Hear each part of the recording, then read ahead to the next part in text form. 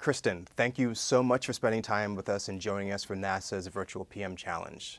Maybe you can start us all off by telling us about the Government Accountability Office. What is the USGAO and what do they do? Well, thanks for laying out the acronym. A lot of times I know we get caught up in alphabet soup with the government, but we are the Government Accountability Office. And so we are an independent, nonpartisan agency, and sometimes if you look in the media, you might hear us referred to as Congress's watchdog. So what does that mean? Technically, we're a legislative agency, so a lot of our work stems directly from the Congress, either in the terms of legislative mandates where we have to do a report on something, and then a lot of other work can come through request letters that committees or chairmen or chairwomen can send to us to ask us to look at a number of areas.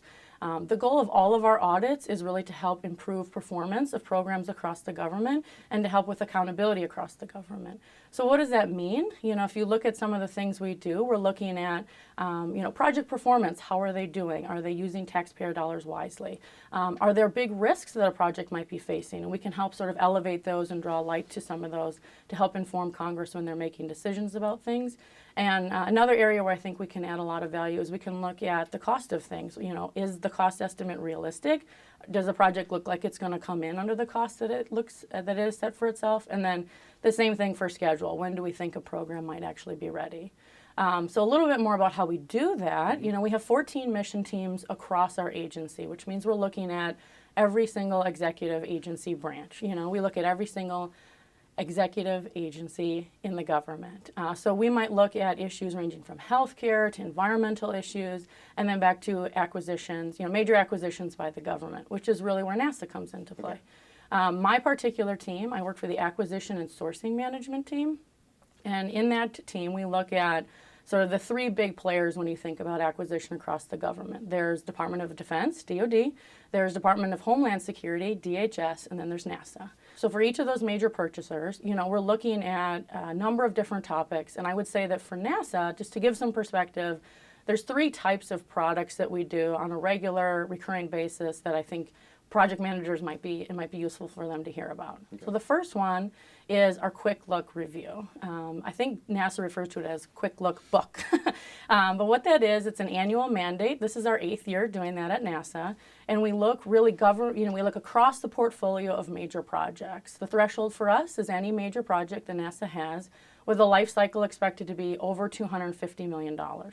And so what we do in these quick looks is it's sort of two parts, right? So in the back of it, we do a 2-pager, which is we look at each individual project that met the criteria for inclusion in the report. And we're primarily looking at 4 different topics. So there's cost and schedule.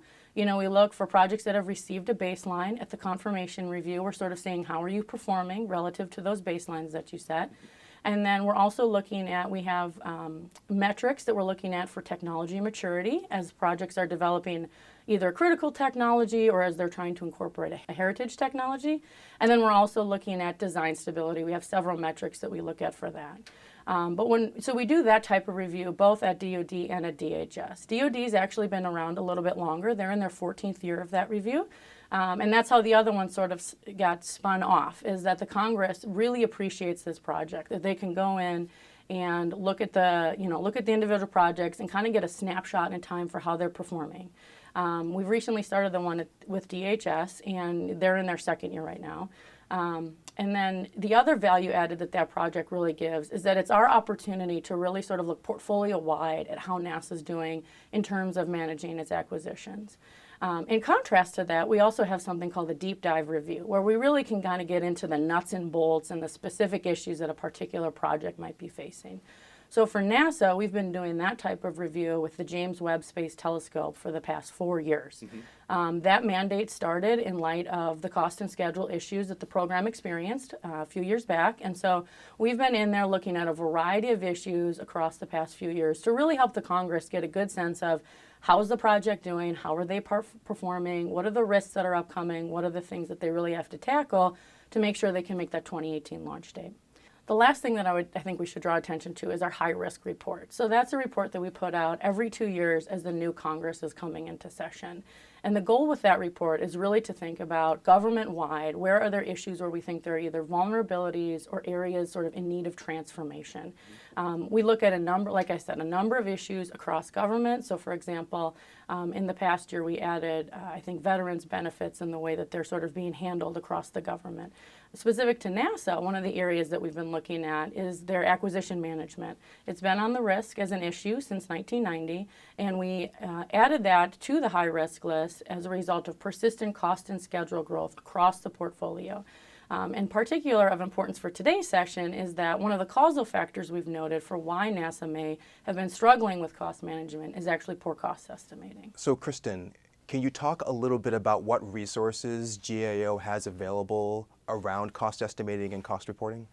I think there's one product that I would really draw everybody's attention to, and that's our cost estimating handbook, our guide. It outlines the best practices that we have for cost estimating. It was a collaborative effort. We developed it in consultation with a lot of experts, both in the government and from private industry. It's publicly available on our website, and I would highly recommend that project managers go and give it a glance. There's a couple of things in there. I'll give you sort of a high-level overview of some of the steps and the way that you might see it play out in the audit. But the guide itself has related reports that a project manager could go and sort of see what it looks like. And then they also have a number of different case studies that sort of provide information and context for why the best practices came about and sort of how they can be applied. But when we think about it at a high level, the cost guide really just outlines 12 repeatable steps for project managers to take when they're developing their cost estimate. So for example, one of those steps is to develop and conduct a risk and uncertainty analysis around your cost estimate. But when we take the next step and we think about, well, how do those 12 steps sort of play out in an audit situation if GAO is going to come in and ask questions about your cost estimate? Those 12 steps are mapped to 4 characteristics that we would be reporting on. So the first one is well documented. The second is it credible? The third is it accurate? And the fourth is it a comprehensive cost estimate? And so if, when GAO comes in, those are the 4 things we're looking at. We would ask, for a lot of different documentation and talk to the people who helped to develop a cost estimate for the program. And then the way that we would report out on our findings is that it's not a black and white yes, no, right? Each of those different factors, those 4 characteristics that I mentioned, each have a number of criteria that go into them. And so what we would be looking for is how many of those criteria did you meet in each of those 4 different areas. And then if you envision a pie chart, right, you can sort of divide it in 4, and we can think about if you fully met it, then you'd get a full circle. Well, we can think about, well, did they substantially meet the criteria? Did they partially meet the criteria? Did they minimally meet the criteria? Or did they just not meet any of the best practices criteria?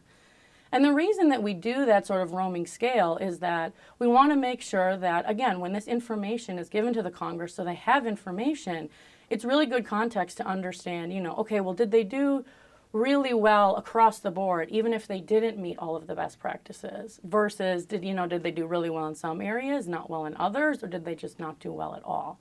So that's how it would sort of play out. And if project managers are really interested, we have done 2 detailed cost estimates at NASA, one on JWST, the James Webb Space Telescope, and the second on SLS. That was our more recent one. Those reports are all publicly available at gao.gov, and I would highly recommend that they go take a look to sort of see, okay, well, here's the 12 steps that I'm supposed to take, how they map to the 4 characteristics, and then ultimately, what does it look like for a NASA project in a final GAO report?